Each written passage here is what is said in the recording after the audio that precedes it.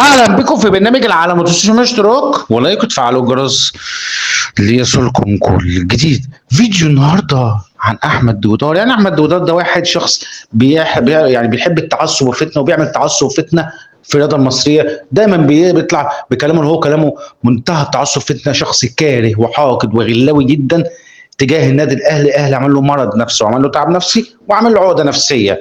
فاللي ده زي ده بيحب يسير الجدل بكلام ان هو منتهى التعصب فتنه، وبيحب الترند واللقطه.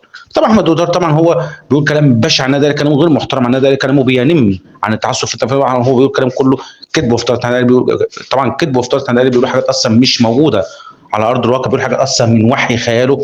فواضح الاهلي عمل له مرض نفسه، عمل له تعب نفسه، عمل له ده من سنين يعني.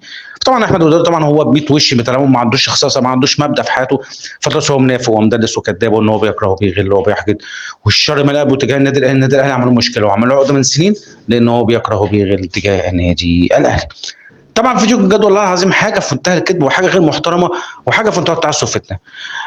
تعالوا شوفوا معايا كده. بيراميدز وبطل الدوري، بس دي مسرحيه بالست نقط وثلاث نقط. هي نفس انتوا بتعملوها.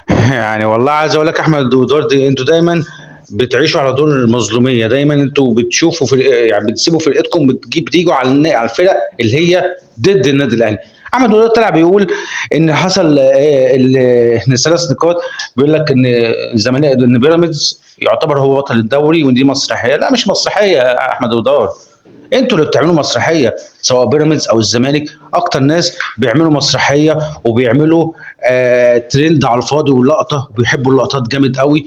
لان الناس كلها عارفه وكل ده عارفه الاهلي بطل الدوري، بس هم اي حد ضد النادي الاهلي يقفوا معاه، اي حد ضد النادي الاهلي يقفوا معاه.